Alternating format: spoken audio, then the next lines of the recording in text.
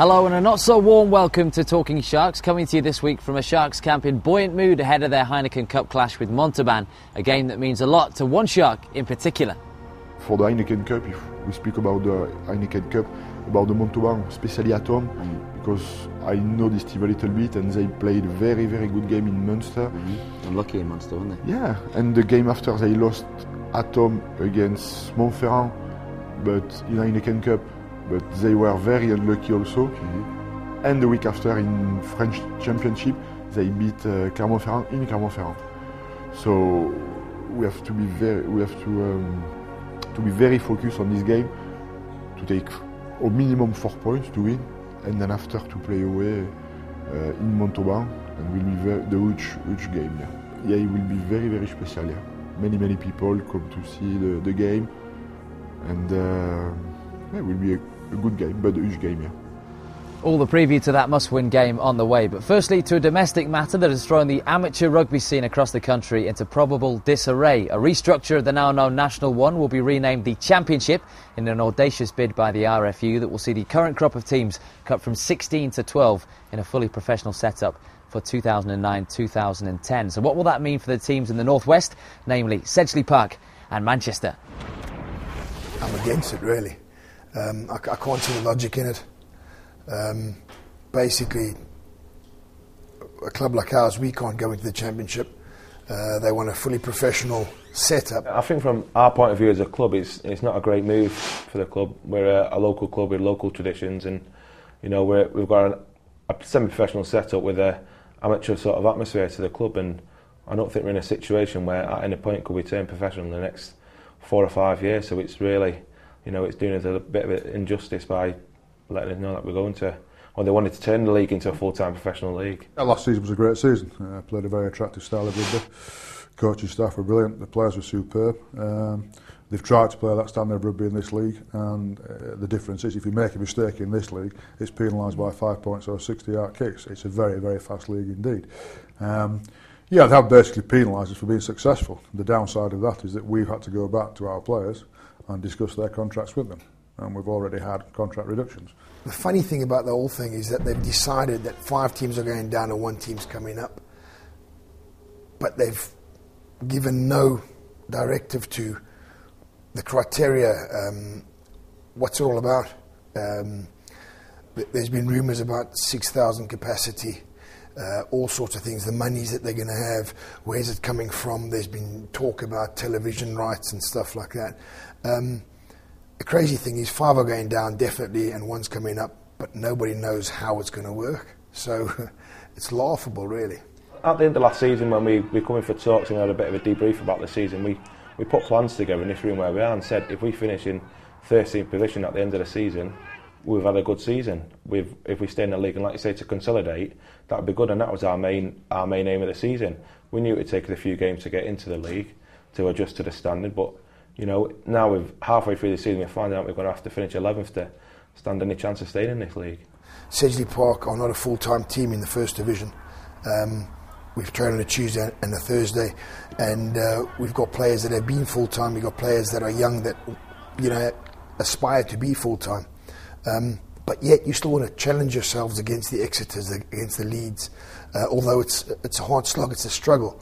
But that's going to be taken away from them, really. And it'll be interesting to see what's going to happen, but from where I'm sat at the minute, I think it's a bad thing, and I don't think it's going to be good for rugby, especially not in the north. Do you think that it was inevitable that National One was going to turn professional? I don't see why it has to be fully professional. I think there's a lot of ambiguity about the definition of professional. I mean, some of the sides who are mid to top table are not really full-time professional sides. So I think there's an argument if they want linear development to have a fully professional league below Premiership, but I don't think you can do it in that space of time. If you make National One professional, fine, but then there's arguments against it. Why not make the Premiership bigger? The teams that want to go full-time, completely full-time in National One, pull them up, make it a bigger Premiership. The guys that want to go up, the likes of Leeds, Exeter, Plymouth, Penzance, obviously those are rugby areas. A lot of interest, a lot of people coming through the gates, they got lots of money coming in. The rest of us, we can't compete with that because we haven't got the numbers, we haven't got the revenue. Again, like I say, it's mind-boggling, mate. I don't know what kind of thought's gone into it, but if you want more professional rugby, just increase the premiership. Do you think that the Championship, as it will be called, will sustain full-time rugby, i.e. you'll have to keep the attendances high to keep bringing in the money, to keep bringing in the players? Very much so, yes. I mean, the argument about this is to actually support elite rugby. So if you don't have the Championship players playing just below Premiership standard, i.e. you pay the right players the right amount of money, there is no point in having that league at all, because the gap between Premiership and Championship will be so vast. It is my opinion the Premiership clubs would still go back to the overseas players and bring them in. So the argument is that the RFU's point is they want to promote more EQPs, English qualified players, and I don't think the system will, because they will have to fund it to such a degree, or the clubs will have to find the funding to keep the salaries up at that level of around £1.3 million to be competitive with Premiership. So I don't think it will work in that sense. Manchester certainly aren't ready for that at this moment in time. We aspire to it, but it will be a 3 to 4 year plan.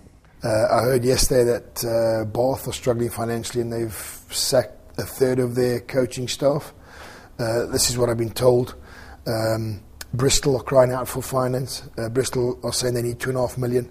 Look at the First Division. A month ago, Nottingham were saying they need £150,000 by Christmas. Coventry have got themselves into all sorts of trouble with the RFU because of financial problems. And I don't think it stops there. So can the Championship sustain itself throughout? Personally, I doubt it. All the work that's been put in years and seasons before this is technically just gone to waste now, hasn't it? Yeah, it has. I mean, I've been here as long as Dave Baldwin's been here, the director of rugby, and it's like, this is our 7th season now. And like I say, the first couple of years, well, the first year when we got relegated, it's been 4 or 5 years of hard grafting, moulding a team and players staying around to get back into this, or back up to National 1 where the club rightfully belongs at, but I believe, and for it to be taken away from us so simply because the RFU want to go to this full-time professional league. Do you think it's a financial suicide for some clubs in National 1 to take on the professional status? Yes, I think on the budgets that they're looking at, I think they're unsustainable. I really think they are unsustainable, and some of the big guys are now pulling out. You will need a serious amount of money to fund the wages to get anywhere near that Premiership standard, even as part of your 4 year plan. And I know the Bedfords of this world are now thinking quite clearly, we're not going to fund that wages gap. We're not. They will have to pay out £900,000 to £1 million in wages if they want to stay at the top end of Championship. And they have a very, very slick model, and it works extremely well. But they're not generating that sort of money yet. And very, very few sides would. So you're relying on the input of extremely slick business, large business to generate large amounts of money, or a wealthy benefactor. And they're very thin on the ground at the moment. I think people are looking to pull out rather than buy in at this moment in time. You don't have to be a rocket scientist to work it out. We in National 1 now have got some teams that are trying to go as full-time as they possibly can. They're finding themselves in financial difficulty already. Now, from what I understand, the amount of money that they're talking about putting into the clubs is not a significant amount more than what already is going in. So how they expect to be able to manage better next year than this year, I can't understand, mate. The RFU in some ways are trying to bridge that gap between the National 1 and the Premiership, but the bigger picture is they've just widened the gap between the National 1 and National 2 from next season. It's easy for me and you to see that. You're supposed to have sharp guys at the top, people that know what they're doing. Now I'm not very sharp, but I can see that. And still the gap, the gap's going to widen without a shadow of a doubt. But the crazy thing is that you'll find there'll be a gap in the Championship between the top 6 and probably the bottom 6, because there's clubs that can afford more than others. You've got to get people through the gates.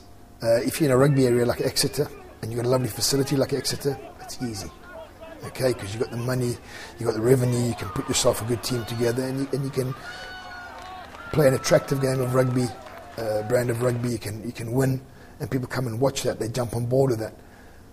But other clubs, I mean, look at Plymouth, for instance. Look at Penzance. What have happened to them? They've had a hard season this year, and again, their money isn't what it used to be. I don't think they're getting the revenue that they used to get put in. So there's going to be, wherever you go in the first division or the championship, as I want to call it, there's going to be a gulf there as well, mate. You'll have the top half and you'll have the bottom half, whether it be 6 and 6 or 8 and 4, like it is now. It's definitely going to happen. The gap's just going to get wider and wider, and it's not going to help anyone in the area.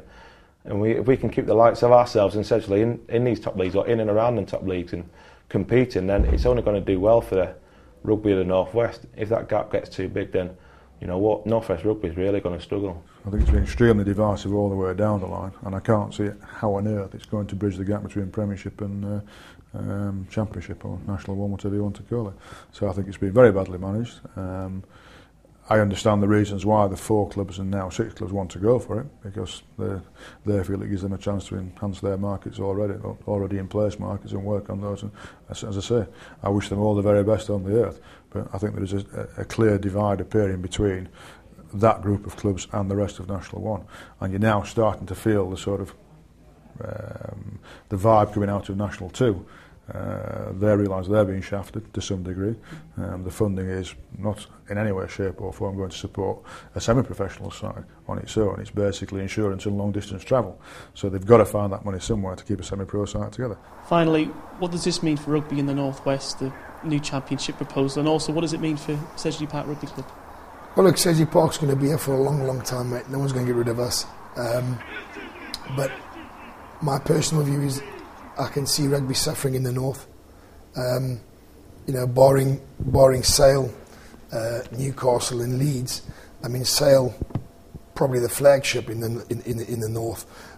Newcastle struggle every year, and Leeds have been up and down over the years. So it's funny, but obviously, like I said previously, they think we're a bunch of northern monkeys. I get that feeling because if you look at it, most of the clubs are further down south, and I do get a feeling it's a bit of a status thing, really, as well, you know.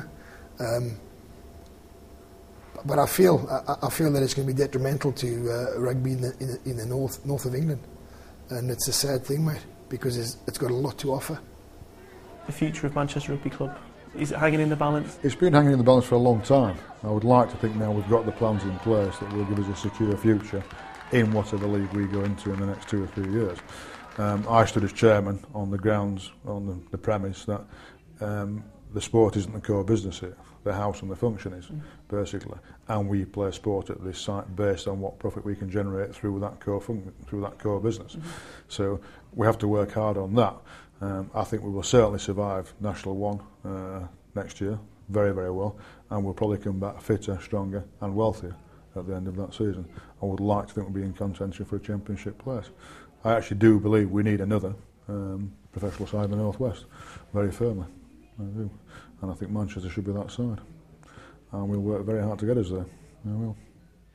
So some big decisions to be made before the end of the season in the professionalisation of National One. Lots to come in the second half, including you, the fans.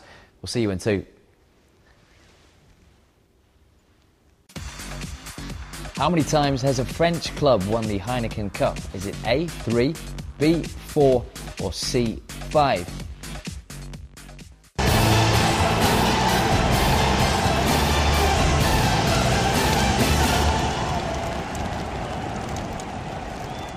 So before the break we asked you how many times has a French club won the Heineken Cup. The answer was B, 4. Welcome back to Talking Sharks. Now, before the Leicester game last Friday night, we undertook the interesting task of putting questions to fans on both sides of what they've made of the New England international setup so far. With the Autumn Internationals now over, we thought we'd come and get your views on the New England team, and also your thoughts on what the future holds for the New England squad under the stewardship of new coach Martin Johnson. I think it's a decent balance of experience and youth. Whether or not it's the right squad for now remains to be seen. You know, the recent results haven't been going our way. I don't think they've given Cipriani a chance. I think Paul has been thrown in at a deep end a bit with a serious injury. All right, he didn't play so well in the last games, but anyone can make that mistake. I think he's a really talented player and he's going to come good in the end. I mean, Cipriani's played well, but I think he's had the same problem that Charlie had at the beginning when he first started playing for England. So I've actually been quite impressed with them. They've had a bit of a hammering each time. But we've got a young squad and it's got to start from somewhere. To be honest, I think Cipriani needed to be axed. I think he's had enough chances, and as I'm a Leicester fan, I think Flood needs the opportunity to get in there and take the spot for his own. Do you think Martin Johnson's the right man for the job? I mean, he's, it's a big job, and he's certainly got the reputation and the experience with England. It's he's got a long time into 2011, and I think he should just be given the time.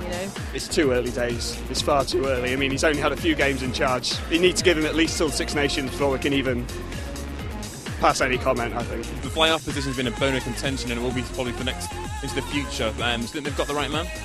I think so. I think the long-term future's in Cipriani. I think you're blessed in England with able deputies. For instance, you've got the lad Geraghty at London Irish, an excellent player. Flood's an excellent player.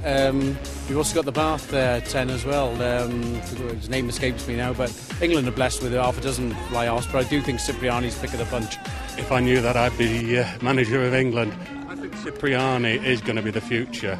The guy's only come back from a very badly broken and dislocated ankle for 3 games now. He's got to have a chance, and I think Johnson's been pressurised a bit to put Flood in. But I think Cipriani is the only one that I can see at the moment. I also think Toby Flood, he's really coming into his own playing for Leicester this season after moving. And I think, he deserves his chance, he really does. What about Charlie Hodgson?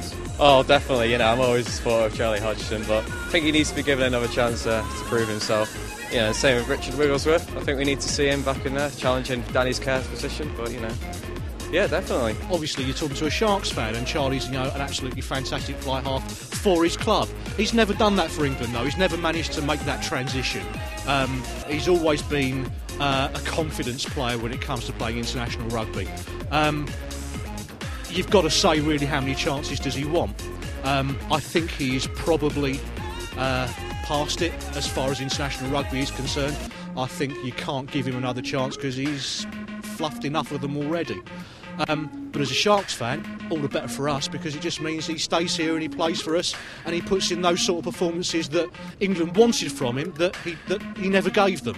But he puts in for us on a weekly basis. So I can't say I'm unhappy about him being excluded.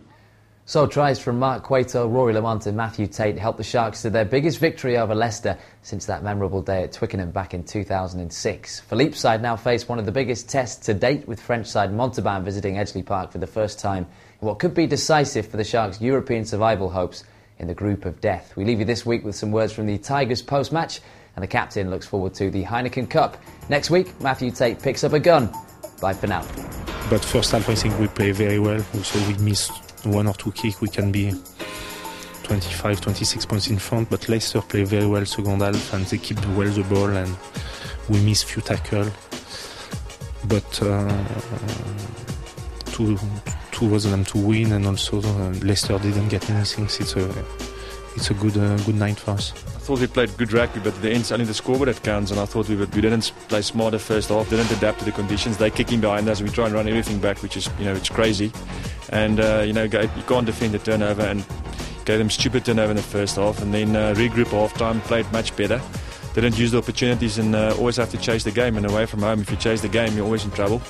It's a pity at the end. I thought maybe we can score a try to get a tie out of the game, but again, super turnover and not a point out of the game. It's disappointing. I think we played pretty positive rugby in the first half. Second half we defended well, and I suppose defence wins games, and it showed in that last sort of 10-15 minutes where we defended hard, and Leicester pounded us on the line and came back, and lucky we got that try at the end which killed them. I think Sale's defence was very good. I think we had a couple of chances and we failed to capitalise on those. But I suppose it's a double-edged sword. Sale's defence was very good, and you have to give them credit. So, Mark, you can see it's the same. He was a player very struggling with injury for 18 months, and he's free injury since the beginning of the season. And you can see each week is better and better. His confidence is back. His speed is back, and I think today he played very well in attack, in defense, and scored a try for him. He scored last week, he scored this week. It's good because I don't think so he had scored a try for us for 18 months, and before he was a machine to score a try. We owe it to our home fans, losing 4 in a row is not easy for fans to take in us as well, so I think that win there we owe to them. Right now we really need a good win at home and try to beat Montauban also in France to position ourselves in a good position against Munster away. And it was really disappointing to not take that chance against Munster. We all felt that the game was there for the taking. And it's time to put things right with Montauban this Friday. And we know that the French teams obviously don't travel too well, but we've got to try, get ourselves pumped up for this game. We know that they're a good team. We've watched some of the games, and they're actually really impressive in attack. They were very lucky on Munster. They were very unlucky also against Clermont. They play good rugby. We have been watching the videos, and they're playing really good rugby. Hopefully we can defend that and impose our physical rugby game. They're a French side that likes playing the ball. They have a really good backs. And playing against them, you know their mentality. They love beating English teams, so they're always fired up. They love doing it away from home, so it's gonna be a cracking game on Friday. They're very similar to Clermont, actually. They like to throw the ball wide, and they've got De La Salle, one of the best wingers in the Northern Hemisphere. So he's their main danger man, and they obviously try to get him in the game as much as possible. So that's something that we've got to be aware of. The captain's check, injuries and fitness this week. Is everyone looking sharp for the game on Friday? Yeah, everyone's looking great. Of course, it was very physical last Friday, so everyone is a little bit tired and with some bruises, but everyone is looking fit, and the team is looking forward for a good win. The group is so unpredictable, though, isn't it? It's so hard to call. It is very tight. I'm still backing us, obviously, to get through. I believe that we'll win all our home games, and when we head out to Munster, I believe that we'll win that game as well. We need to be fired up. They love being, like the underestimated guys, and they're gonna be giving ourselves a really big battle. For us, I'm sure the fans are really happy that we'll be that we'll be in Newcastle for the first time there. The guys that travel to Clermont are really happy. So for us, it's keep winning and keep being in the top 4. If the fans go and see a semi-final of Sale Sharks, they're going to be very happy. So that's what we want to give them top 4 in the Guinness and to try to qualify in the Heineken Cup.